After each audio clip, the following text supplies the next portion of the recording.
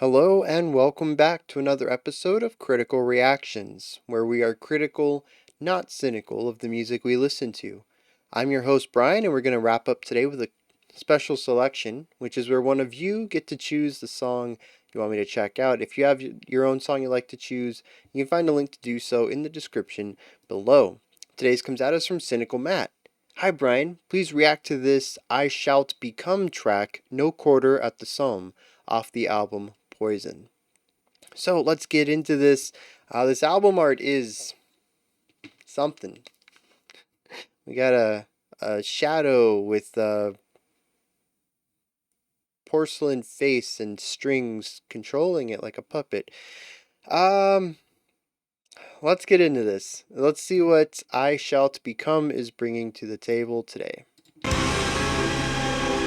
Getting right into this. I wonder if it came off of the previous track.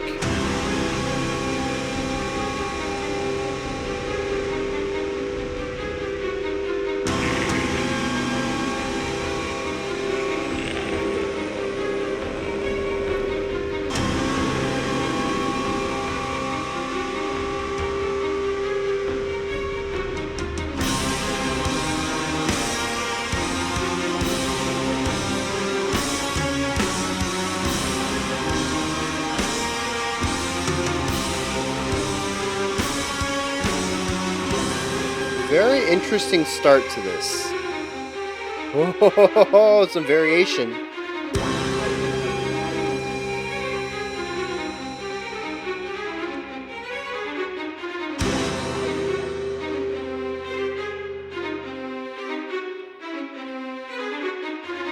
Okay.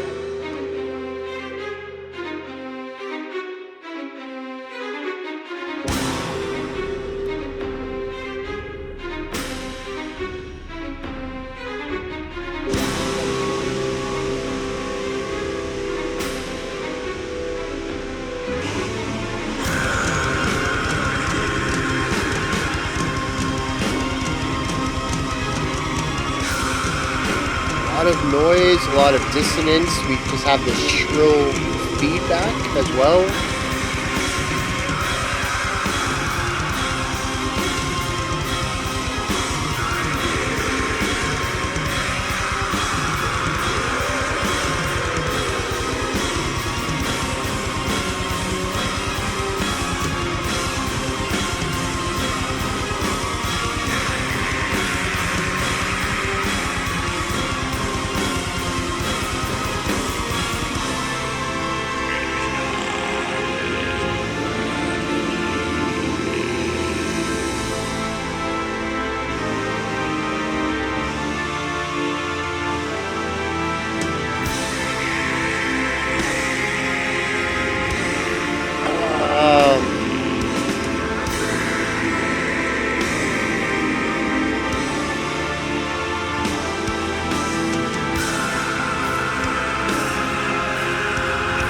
It's interesting that we went from our single violin pushed to the side to a wider string section that is wide but centered. There's our left hand violin again.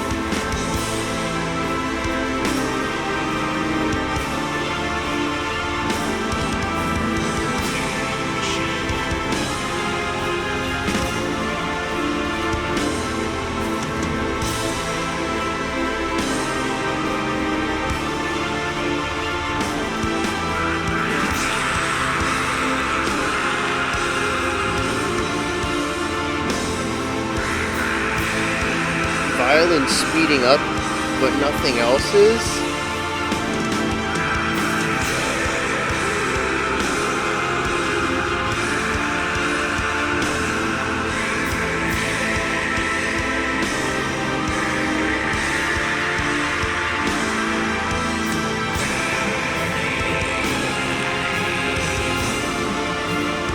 Volume boost.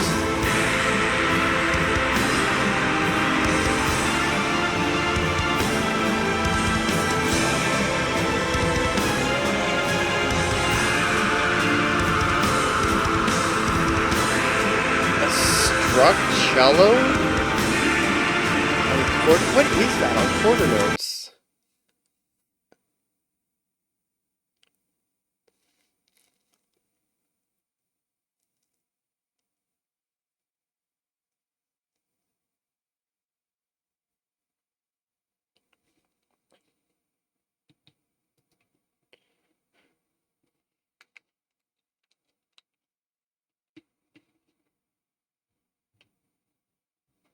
What?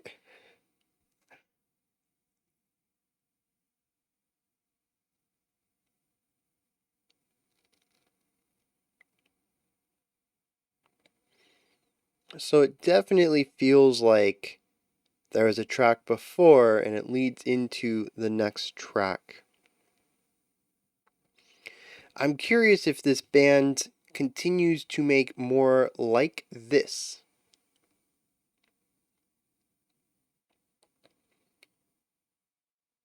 Primarily because this is so avant-garde that it feels like, especially for more traditional bands, it would be a interlude or an intro. Although, like I said, it feels like there's a track before this.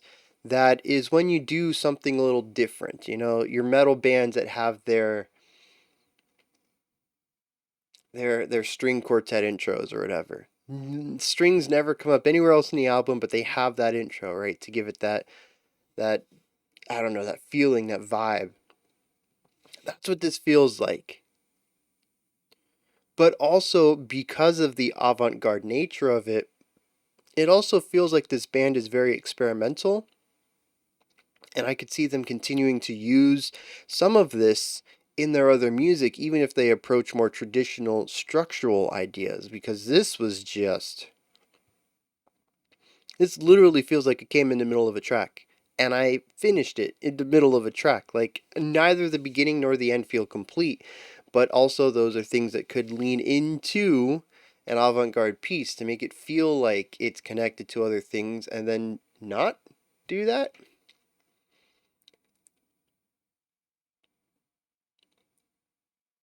So I have no idea what to talk about here. That was partially a look at where this could be, but also a little bit of try to fill some space, Bryan, because you still need to process what you've heard. And I've still got nothing. So let's go over what I heard. Maybe not necessarily what it means or what it was, but what happened. The song begins with a violin, left hand, doing a very simple idea, very simple riff by itself, I think. Oh no, there was some atmospheric stuff as well. Um, I think a cello or maybe just some sort of lower electronica sound, maybe even just a bass guitar playing some low notes. I don't remember. There was some stuff filling in and creating this eerie atmosphere, but the only moving part was that the violin over their left hand. And what was interesting about this, and what I felt was pretty cool at the moment, it still is cool in hindsight, but more confusing now than it was. Variation on an idea. We had four notes that gave a rising. I think it was stepwise. Bum bum bum bum bum bum bum bum. Kind of a stepwise thing. Um, but eventually we changed it around. We put some faster notes in there. We put some eighth notes in there. We changed the direction of some of the ideas. We changed the frequency of changes in direction. We changed the frequency of notes and we changed the notes themselves. And it kept getting more and more complex as far as what the violin itself was doing. The song was slowly adding more layers, including guitars and vocals? Maybe? I don't know. But the violin just kept doing its own thing over. Oh, and drums. They just kept doing its own thing over here, slightly modifying what the last four bars had done. It felt like every four bars we were doing a slight variation on what we just had. Until it was just kind of doing its own thing with 16th notes and very choppy rhythms. And had no tie to what our band was doing here at like the 2 minute mark. I think we were at where we started to get a metal thing going on. Violin just doing its own thing off in the corner while our guitars and bass were laying down these long, suspended low notes. Our drums were just kind of driving them in tempo, sitting in the pocket, and the vocals were just crackling, sometimes snarling. They were definitely harsh vocals of a kind, but more animalistic than anything. And I didn't hear any words at all, just sounds like fry crackle, just that, just some of that. And there were snarls, and there was like a screech in there at one time. And we kind of went from this atmospheric thing into a driving section where we got this very steady rhythm in our drums and more of an atmospheric, melodic atmosphere from our guitar work. Now, this is also where the wider string section came in. Our violin faded out or was just gone. I honestly don't remember what happened to the violin, but we got this wider string section. Not just the violin, maybe a few violins, maybe a couple of violas. Nothing too much in the low end as far as I can remember. So probably either just a violin section or maybe a violin and viola section. Um, just providing these really nice, kind of serene against the rest of the chaos chords that the band was playing along with. And we had a few bars of this before the violin came back in. Again, left pan for some reason really upsets the balance of the song when everything is so traditionally metal, tightened to the center. There aren't a lot of things that are really wide or pushed out to the sides. There are some sounds that are closer to the right or closer to the left, but they're still the compression, everything's still very close to the listener. There isn't a very large sound sphere here. And then you get this violin hard pan left, a little bit of distance between me and it, and it just really feels like it's pulling me over there. Like there's nothing to counter it on the other side, and there isn't. If music had pull to it or weight or physicality, it would make my head start to lean just because there's nothing to balance it out. It's a very strange decision. I mean, it's a strange decision among strange decisions. But eventually the violin comes back, pan left, and continues to just do its own thing. It still doesn't feel like what it's doing is part of the band. It begins to work outside of what little idea of key there is. And in fact, I don't think it really changes its notes at all. It's just that the guitar and bass don't really have much in the way of key. They're playing root tones or bouncing back and forth between two chords. There just isn't really a strong sense um, of defined key here. Because see, here's the interesting thing about key is that a key will tell you all, what is that, 1, 2, 3, 4, 5, 6? Yeah, all 7 notes that you're going to have. Whether your D is going to be neutral or sharp or flat. But it's still, you're going to have one code for that D. It's either going to be a neutral or a flat or a sharp. You can't, well, I mean, you can have both like a D and a D sharp in a key, but that's a bit more complicated. When you look at your core major and minor keys, you're getting one per note. But if you ever play less than all 7 notes, there's some ambiguity. Say, for instance, that in my music I choose to never play a D. Well, is that D sharp? Is it flat? Is it neutral? We don't know because it really doesn't matter, but when we try to define the key, we are missing information. And metal really likes to play with pentatonics, which is 5 notes. which means we're missing two. And the more that we miss, the easier we can fit the five notes we have into different keys.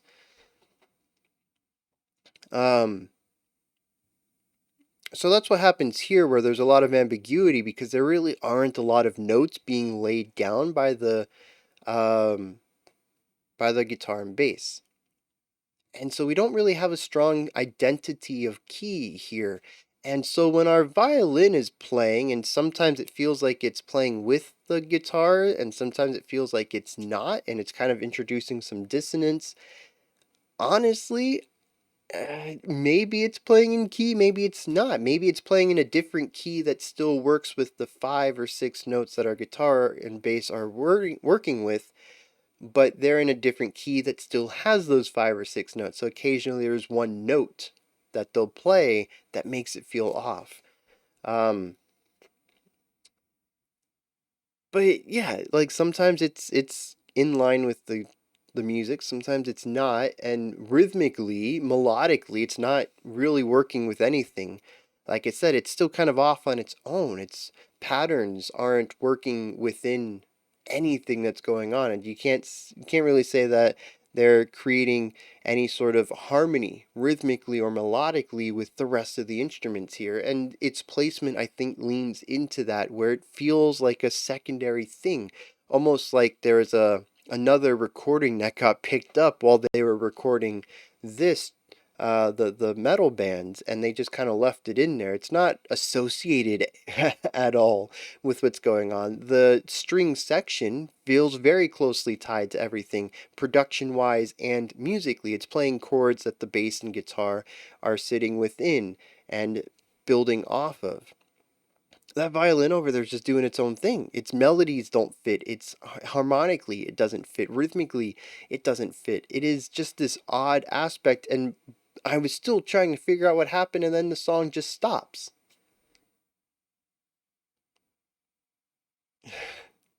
What? Um,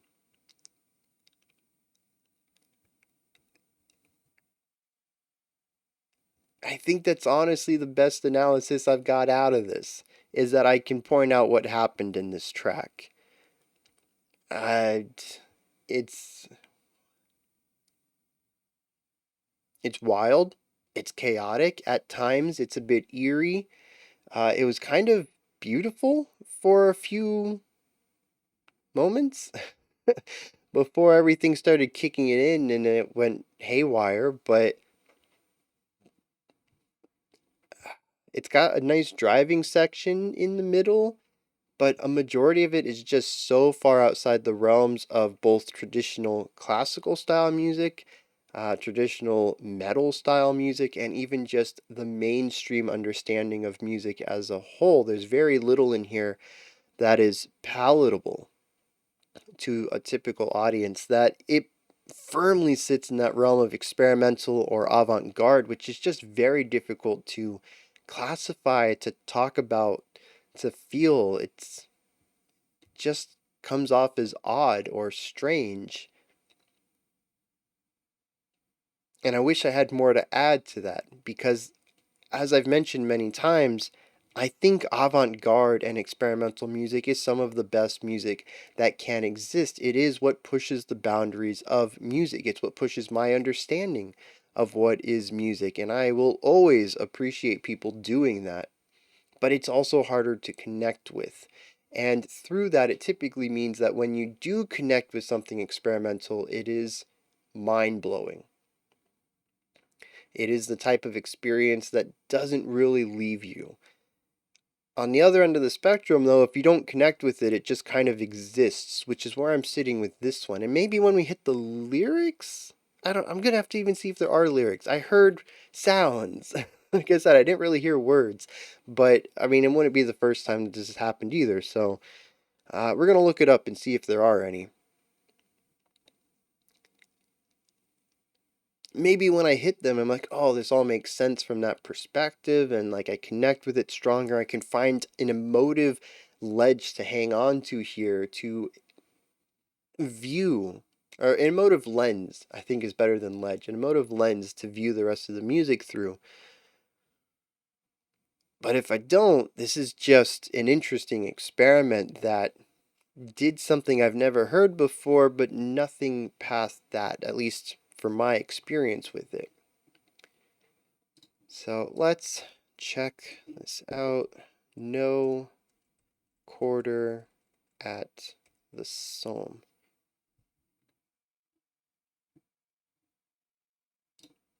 All right. Oh, there's a whole 7 lines. Dig a shallow grave, and the dirt remains under the nails. Run for the hills, because the sky is falling, a hazy blur of a new vigil, starfish prime. So, in for a penny, in for a pounding. Which I kind of like. It's kind of dumb, that last line. In for a penny, in for a pounding. But it's, I don't know. It made me chuckle, so that's something. What any of this means, though, I mean, I'm just as lost as the music. These are words that exist together, and I get them in isolation, but what any of it means in tandem, I got nothing.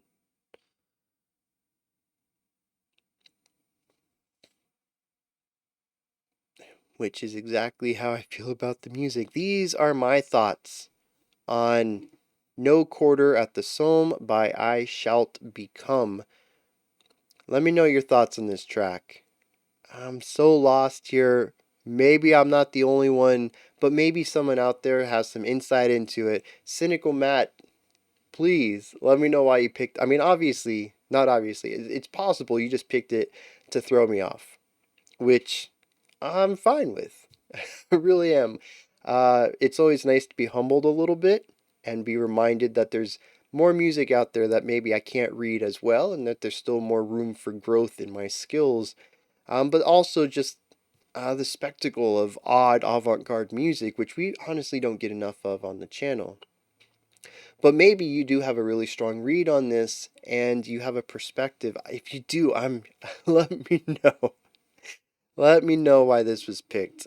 Um, Above the comment section, there's a description box, and there's a link for Linktree. It'll take you to this menu right here. It has links for everything related to the channel, multiple ways to support the channel, including Patreon, where you can vote on future themes and songs, and the link to submit your own special selections.